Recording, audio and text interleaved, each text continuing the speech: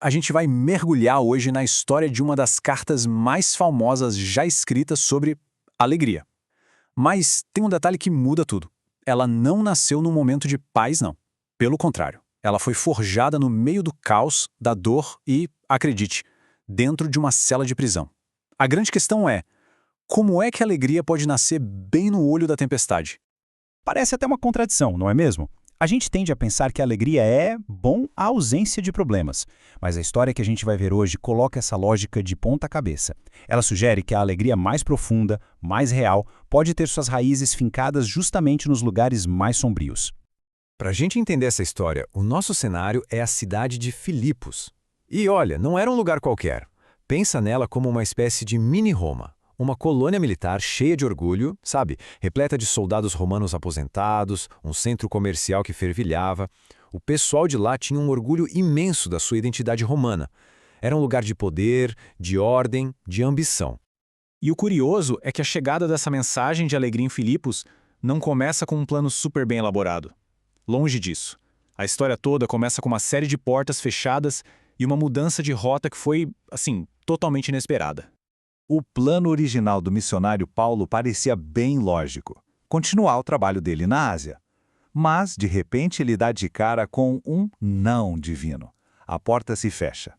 Logo depois, ele tem uma visão que o chama para cruzar o mar, ir para a Europa, para Macedônia, um território completamente novo.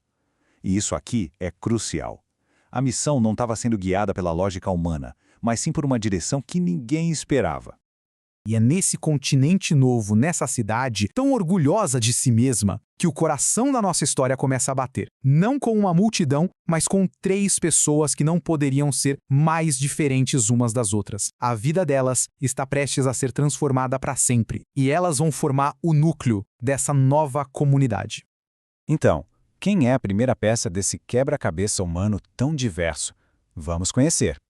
Essa é Lídia. Uma mulher de negócios, uma empresária de sucesso. Ela vendia púrpura, um artigo de luxo caríssimo na época. Era uma imigrante asiática, financeiramente independente e muito religiosa. Ou seja, uma pessoa com a vida aparentemente toda resolvida. Mas, mesmo assim, a história faz questão de dizer que o Senhor lhe abriu o coração, mostrando que a transformação dela foi algo bem profundo, não só uma decisão racional. Agora, vamos para a segunda pessoa. E se a Lídia representava o topo da escala social, a próxima personagem, nossa, tá no extremo oposto. O contraste é gigante. Aqui a gente encontra uma jovem grega que nem nome tem na história, definida só pela sua condição.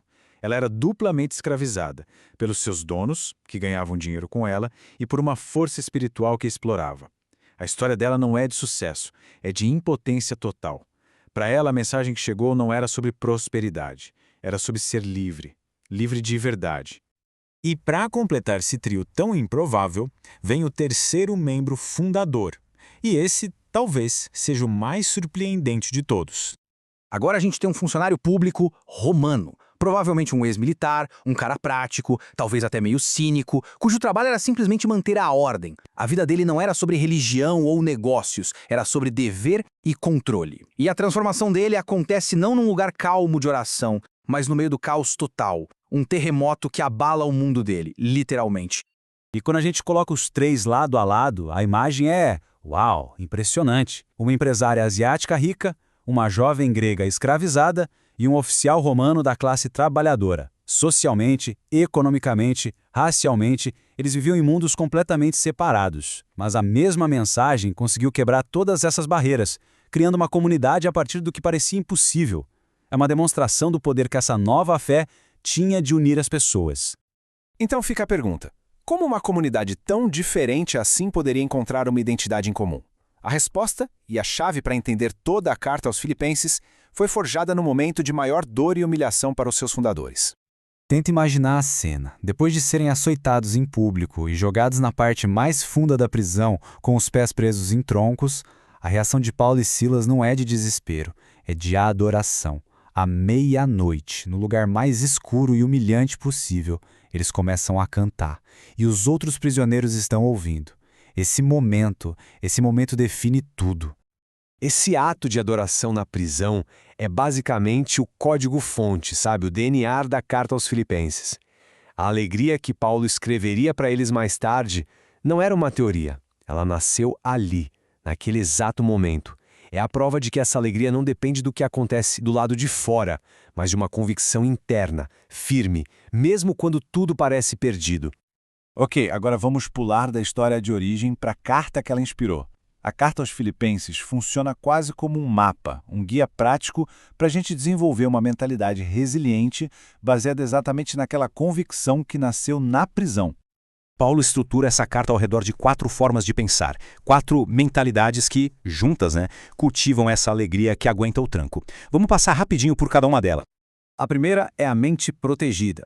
Paulo está escrevendo da prisão, mas ele não enxerga a situação como uma derrota. Ele a vê como uma oportunidade única para a mensagem dele chegar até na guarda de elite do palácio.